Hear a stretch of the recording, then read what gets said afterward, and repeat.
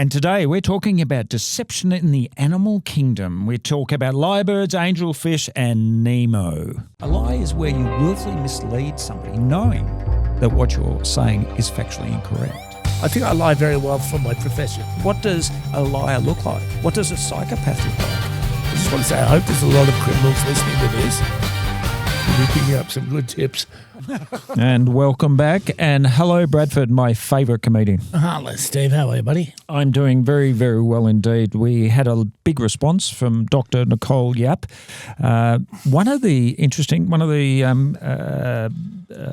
people that contacted us, Paul, and he raised the issue about is it right or wrong? Or actually, the question was, is it right for a doctor to sugarcoat something that could be quite serious? Well, the thing I think they're referencing is that Nicole said that in the past she'd, where she had, large groups of people concerned about the demise of their loved one. Yep. Of just kind of easing them into the idea. Well, it's funny that people feel like they're experts on somebody else's profession. Well, yeah, I mean, I guess now Dr. Google is very popular, and another friend of mine who I have, who's a GP, often he will say that people come in, they've already diagnosed themselves. Yeah. So then my answer or my question to that is, why even go in if you? And his response is because someone needs to write the script. Yeah, well, there's that, and you could end up doctor shopping for that, couldn't you? You just go, I'm going to keep going until I get somebody who agrees with Google. There's the other side of that coin is I did a joke about how you can get. Once again, when I was a kid, the doctor used to come to your house. It was, what do they call them? House call. No, there's a name for them. I can't. But I'll think of it. In a sec. So anyway, the joke I wrote was that has to an extent come back, and so I got the doctor to come around my place, and they said I'm going to be there at 9 o'clock. And they turned up right on 9 o'clock, so I answered the door and I said, look, I'm a bit busy at the moment. If you could just sit in the lounge room. I'll come back at 3? I'll be with you. You sit in the lounge room, I'll be with you as soon as I can. Make yourself a coffee. There's some magazines in there. You probably recognise them. I stole them from your surgery. The word is locum. Is the word I was looking for. It travels to people's houses. No, the locum is actually the person who comes in and sits in for when the doctor goes on holidays. Oh, okay. To locum from the Latin. If there's any listeners out there who knows what the term is, I'm sure there's a term for a travelling doctor. Yeah, well, next time you see someone Nicole. out there, we have a lot of bright listeners out there. So someone will know. So anyway, our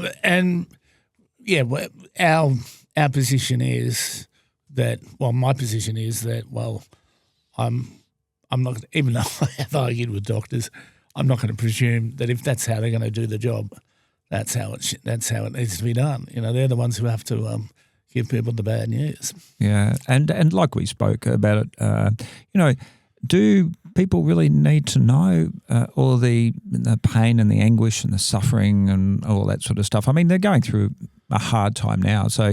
I totally understand. I mean, I've lied when I've had to make a bad situation seem better. I think we all do, don't we? Look, I worry about the reverse, where you say to somebody, look, they've passed on, and you go in there and you go, well, finally, and you give the deceased a good spray, only to find that they wake up and go, I heard every word of that. Anyway. I've often wondered, I think it was in the States, a guy staged his own death to see who would attend his funeral. Yeah. And I thought, that's interesting. I've often thought about that. Who would be attending my funeral? Yeah, well, let me say I would. Yeah, well, that's one on the list. So, I think, did we discuss that the week before last? My friend Dave O'Neill, comedian, actually did a living wake. He did a gig at a living wake where this an elderly guy who's terminally ill, decided to have a comedian at his wake. Oh, wow. And I kind of like the idea. Yeah, I like that too. I'd like to see what people thought of me. That could be a big industry.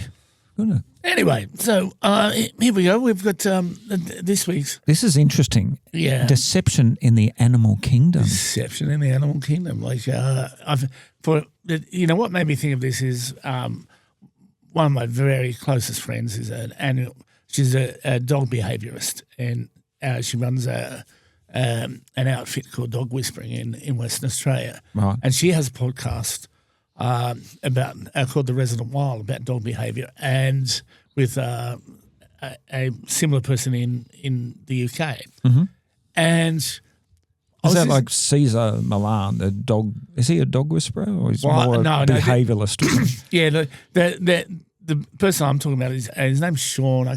Sean and Kim. I can't think of their surnames, but they have a place in Devon in Cornwall in the UK. They have a wolf pack living there, and so all of their research about canines is based on what they've learned from the wolves. Absolutely fascinating. I'll see if I can find their name and drop it in at the end of the show. Anyway, the point was, one of the things I was listening to on Neri's podcast was the dog wagging its tail, right? Because and this doesn't relate necessarily to deceit, but the question was, does it always mean that the dog's happy? And it doesn't at all. Really? No. And in fact, one of the things they went on to say was the reason why they wag their tail, one of the reasons they wag their tail is it's a way that they direct their scent. Oh, I did not know that. And so what will fascinate you about the world of dogs is all these nonverbal communications. You know, they use their ears, they use their body rictus, they use the tail. There's so many ways.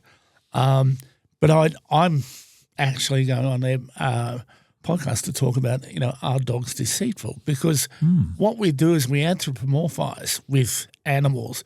We'll just give them human traits. We'll look at a dog and say it's smiling. Do they smile? We'll look or at do they have the musculature to smile like we do? And I'm sure dogs, when they're happy, they exhibit it, but it may not be in the way that we think or know. And maybe they're mimicking what we're doing because we're smiling at them. It is fascinating. So I recommend it to you. It's amazing, it's amazing what dogs can pick up, isn't it? I mean, not just their scent. I was watching something on YouTube the other day, and it was a forensic, it wasn't a Godiva dog, but it was basically the guy got a ring and threw the ring in a creek. Yeah. And the dog found the ring in the water in the creek. Yeah. Unbelievable. Yeah. It's there's no end to what we're learning about them, particularly through people like Neri and their podcast. Another thing was that the wolves, have pointed ears, right? And the ears are very much a signal amongst these pack animals. That's how they communicate, yeah. It's one of the ways that they can show that they're a threat. They can show aggression. They can show that they're not a threat. And the thing that fascinated me was that Kim, who's on the podcast, said that wolf cubs have ears that are permanently bent. They're kind of crimped, right, until they start to mature. And that's so that they can't accidentally exhibit some kind of expression or emotion that could be misconstrued by an adult wolf. Wow. Yeah, fascinating. Isn't it? Yeah. Anyway, so we got to look at all the deception in the animal kingdom. The joke one for me was, the dog pretending to be happy to see me, but, I smell like a biscuit. Or cheese in your pocket. Just for our listeners, episode 7. 7 was it? We remember that where Brad was intercepted by the police and they made him turn his pockets inside out, and he had some cheese in his pocket. I actually fessed up to the cheese before they, when he said, "Do you have anything on you?" And I said, "I have a camembert cheese in my pocket," which sounds like something that a spy would say to another spy. But I suppose one of the questions is, or one of the distinctions is, in terms of deception, is camouflage, right? Because camouflage is saying, I am not here. You can't see me. Avoiding predators. Avoiding predators, but also predator behaviour, because it'd be avoiding detection because they're about to predate. Right? Themselves, correct. Yeah. Turn themselves into a predator. And exactly. One animal that comes to mind is the octopus. Oh, yes. Are they incredible, the way they can just, blend in with any environment? Yeah. Well, that's a form of deception, really, isn't it? Most environments, they really struggle, on stage in the Comics Lounge in North Melbourne. I can see you. Other than that environment, but in their own natural habitat or environment. Well, there's spots, for example. That a lot of cats. A lot of cats have spots because it helps them blend in with their environment.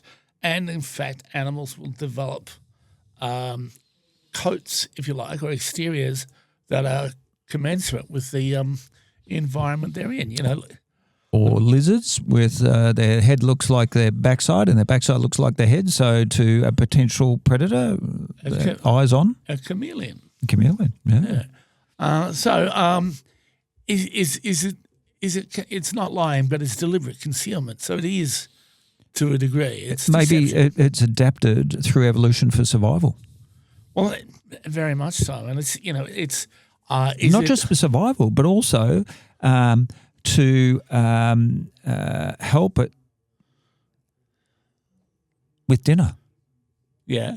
You think about it. You disguise yourself. Let's go back to the octopus. You disguise yourself as a rock, and your favourite meal swims past.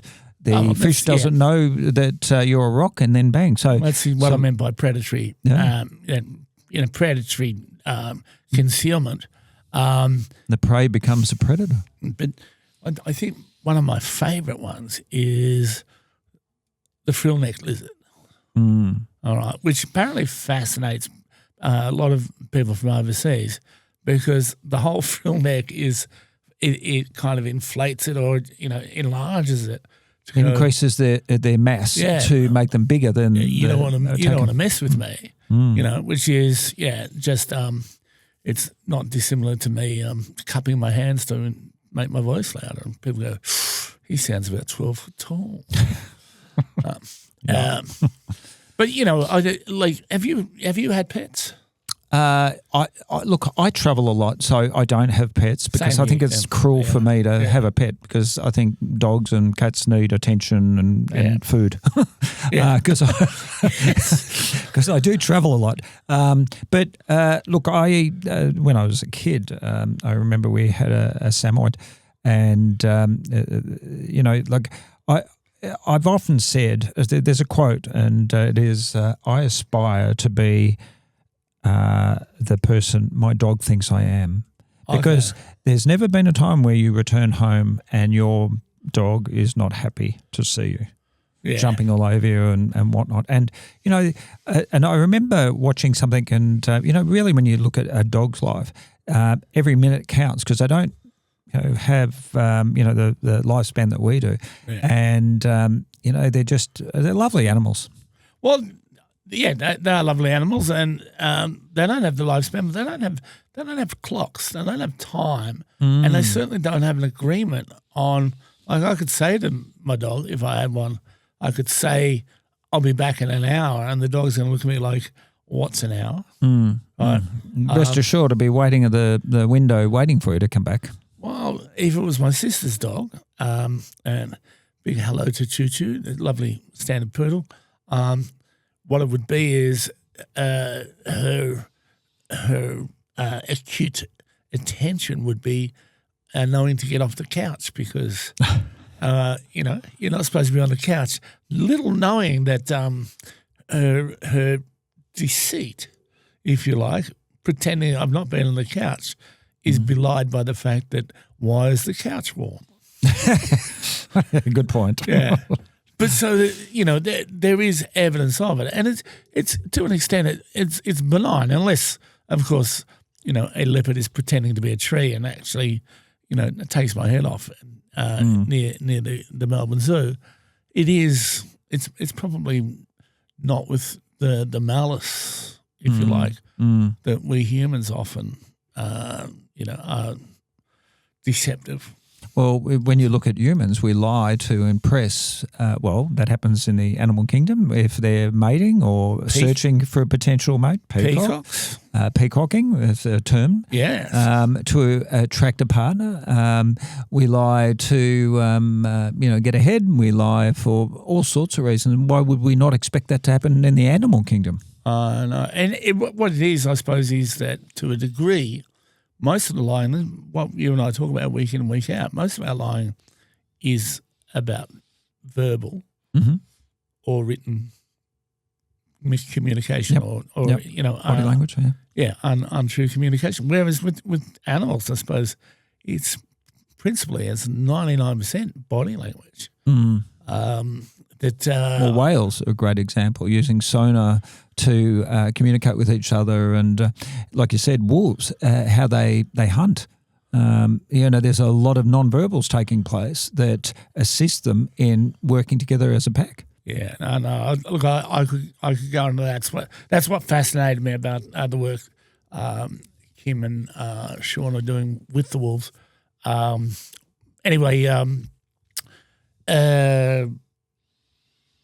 Just finding out the different ways they communicate. But what's some other ones? Is bluff? Is it lying? If it's for survival, it would be expected. Say that again. Sorry. If it was for survival, then it would be expected. Of course, you're going to bluff if your survival is at stake. Okay. And that's where the camouflage comes back into it. And again, because it is about survival, we would not put, say, a negative bent on it. We'd say, well, fair enough. If that's how you're going to survive, if that's what you have to do. I've got a great example of that. I was a detective at Flemington, and this girl was walking down the street, and a car with two guys, stopped. Two guys, the driver stayed in the car, jumped out of the car and grabbed her. Now, if she was to get in that car, the repercussions could be tragic. Yeah. But what she did was she pretended to have an epileptic fit. Right. And dropped to the ground. They let her go, jumped in the car. And that behaviour, whether it be a bluff or otherwise, helped her survive, or at least minimise something that could have been potentially very dangerous. Well, that's kind of back to me, like back when I worked in an office, pretending I was busy. That's a whole new ball game, that one. Just to name check them too, just if anybody was interested in that, it's Sean and Kim Ellis from the Wolf and Dog Development Centre in the southwest of the UK. Okay, so we have those instances, but what else do we have? Even in the plant world. Oh, actually, let's do insects as well. Insects. Now, have you ever seen a butterfly that looks like it's got two giant eyes on it? Many times. Yeah, and apparently that's because they go on to Specsavers. They have no problems with their eyesight. You're on fire today. Yeah, I forgot you do the comedy. I get it. I'm the straight man. I got it. That's right. Fish do it. There's an insect called the orchid mantis.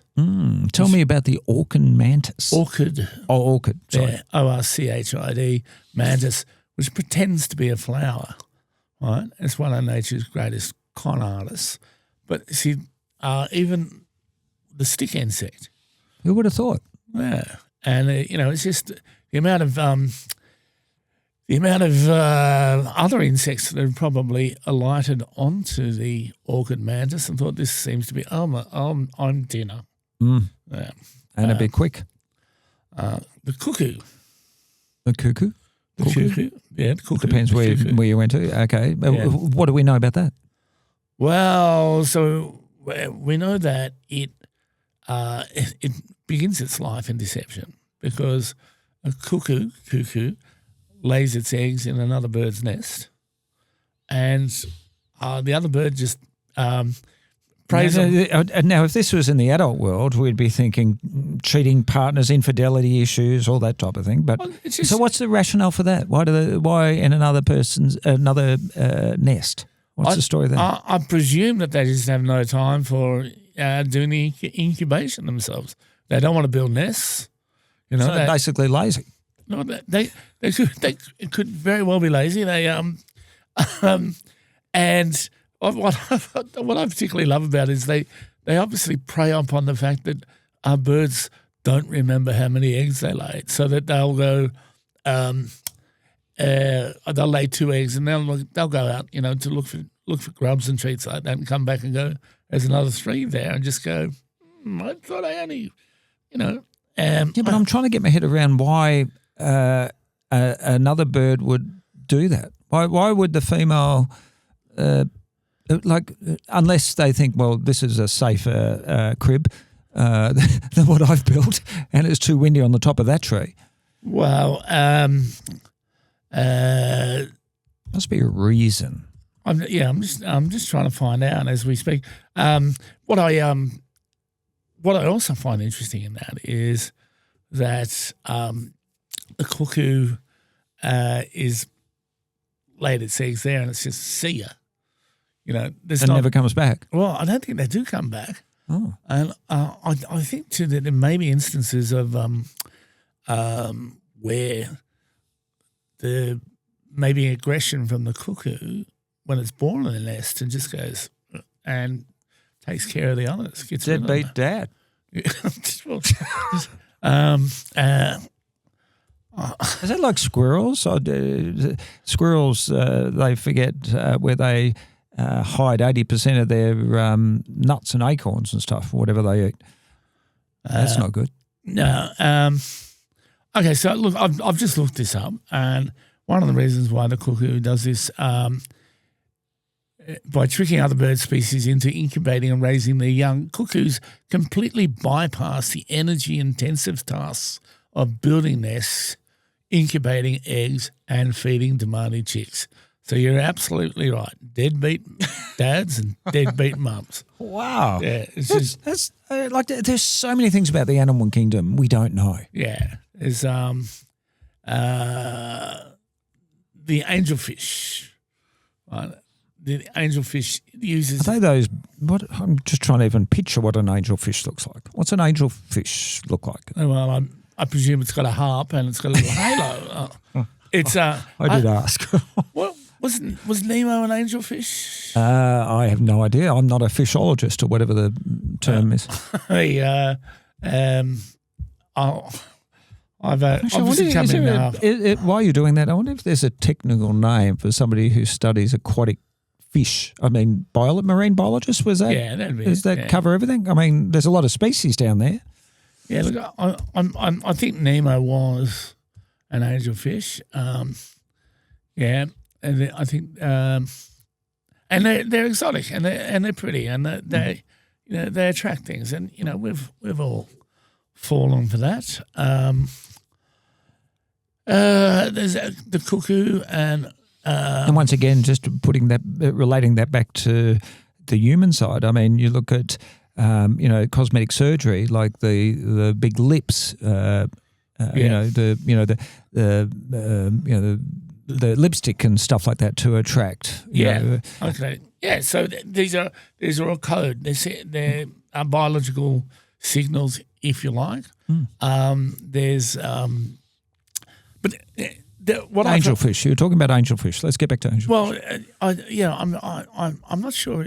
I'm sure it's is it a predator? Because a lot of this angelfish wouldn't be predators. Surely they're angels.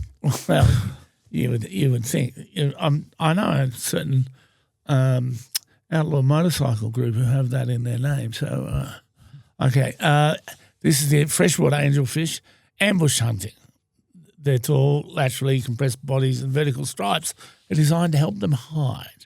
Yeah, that among makes sense. tall grass, and there's a lot of ambush that goes on in the fish world. We're not necessarily talking deception here, but I think barramundi, I think that they hide, and they just wait for a fish to go past, and then they just go whoomp. And I've seen them strike, and it's quite telling. Anyway, I just want to get back to dogs for a minute. What fascinates me about the whole canine situation is that there's been so much research about dogs, and we know very little about cats. And interesting. Cats, we think dogs are fairly easy to reach. Cats aren't that happy when we're back. No, they're not. They don't go off like a dog does. No, they don't, and they don't collect the paper. No. And they steal your favourite seat, and they always are around your ankles at the top of that staircase. Yeah, well, that's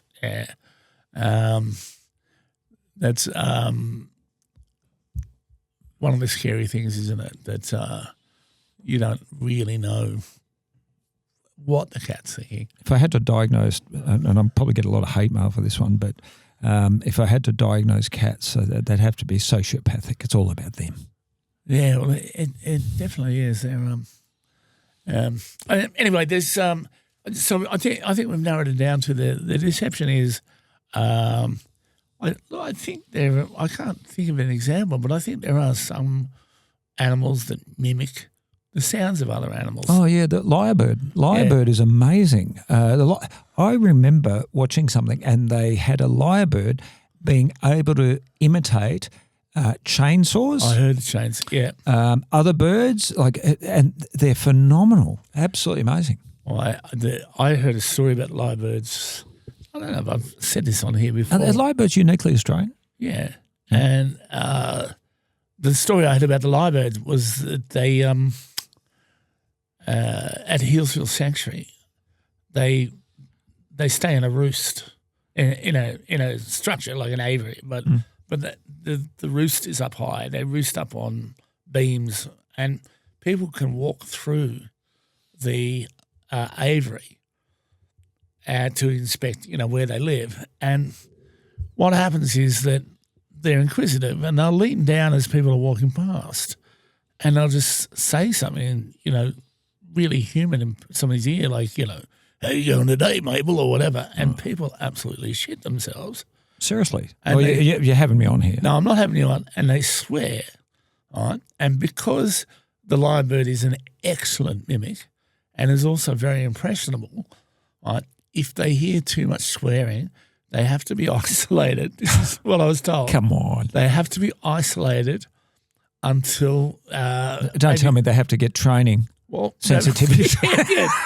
They go to HR, and HR says, "I'm sorry, but you've been swearing too much." This is your third warning. But I was told this by somebody whose mum was a volunteer out there, and that the lyrebirds have to be isolated until they've forgotten how to swear, because as people get frightened and they drop the major F-bomb or whatever.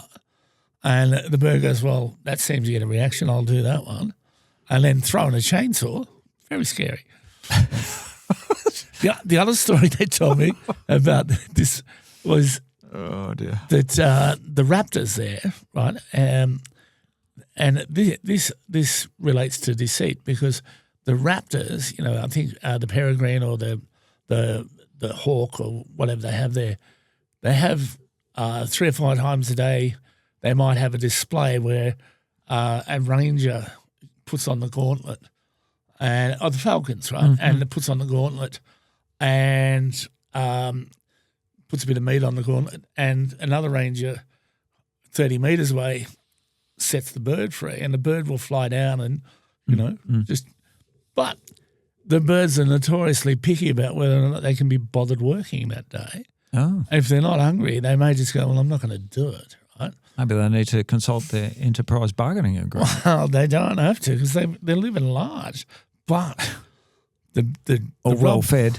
Yeah, the rub was, well, again, they're being well fed, but these are predators. It's not like they're going to starve. So you just imagine waking up. I'm not doing the 1 p.m. show. Well, totally. No, they're celebrities. But what they will do is, without a doubt, is if they detect that a man is wearing a wig, like a toupee or a rug, right, and they must be able to see the difference in the weave, right, with their. You're having me on twice in one show. This is what I was told, is that quite frequently they will just swoop down and grab that rug and fly off with it, right, in front of a family whose children, and sometimes the wife, doesn't know that dad's got a wig, right, and so this is getting bigger and bigger. They think he's been scalped, right, because he's been deceiving them for all these years about having that wonderful head of hair. And so these were 2 stories that were told to me that were absolutely Richie Ditch. They actually can identify. They can identify. Well, maybe are we talking like people in the audience watching it, or like the wildlife people who are doing the show, like at Hillsville or something? Or? Yeah, but I was told this was at Hillsville, and that what they're doing is the audience is standing there. And the bird's just like, eyes about, going, I don't really. 16D, a guy with the blue jacket. I don't really feel like, wait a minute. Wait. Yeah, guy in a brown shirt, with all the kids. Yeah, this will be funny. And down it comes. So I guess to break the monotony of doing the 1 p.m. show, and the 4 p.m. show. Well, also, this is an animal that can spot something from 1,000 meters. You can spot a mouse from 1,000 meters in the air. So we shouldn't be surprised. So it can spot bad hair plugs. We should not be surprised. Yeah, when it suddenly goes, I'm pretty dubious about that rug. So anyway, that's what's going on in the animal world and some of the deceit that they're in. It comes down to particularly markings, behaviour, being body language, not detected, and that falls into in fact, what is it? I think I read that if you're an animal and the eyes are on the side of your head, you're prey, and if your eyes are in the centre of your head, looking forward, you're a predator, right? What about eyes in the back of your head? That's my mum. But I think the ideal survivor is somebody who's got one eye on the side of their head, one eye looking straight ahead. Flounder. Have you seen those flounders? Yeah. That apart from being so, for all our international listeners, I'm not sure if flounders are an international fish, but they're flat and they have both eyes on the same side of their head. They are one ugly fish. Yeah, I'll just check that because we don't want to give out any false information. Which part is false? They got eyes on both on the same side of their face. No, I meant about whether or not they were international. Okay. Well, I did preface it with I don't know if they're international fish, but I didn't realise they had both eyes on. Have you ever ate flounder? Beautiful tasting fish. Have you never seen a flounder? I don't think I've ever looked at a head. They are ugly. Well, ugly. I think too that if I caught a fish and had both eyes on the side of its same side of its head, you'd think I'd throw it away. From Homer Simpson, Mr. Burns' power plant. I would just go. Again, what I love about all this pattern of deceit in the animal world, in the animal kingdom, is that it's evolved. Out of how they stay alive. Yep. Anyway, giraffes, long necks. Yeah. Why? Process of evolution, food was up the top, and I mean, really, if you had to explain a giraffe to somebody who's never seen one, you think like a horse with a really, really, really long neck.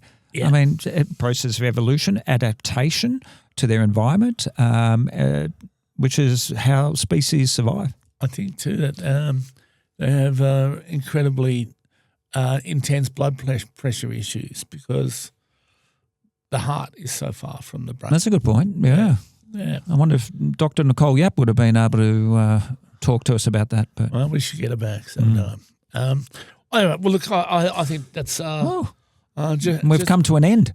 just about that time. So, if you're out there and listening, have a look at your dog, have a look at your cat, see if it's lying to you, and have a look at those fish. They're doing nothing.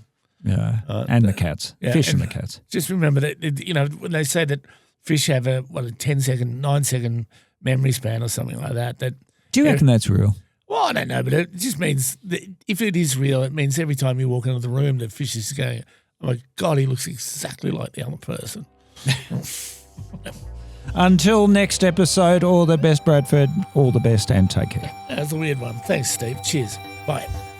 I just want to say I hope there's a lot of criminals listening to this. You'll be picking up some good tips.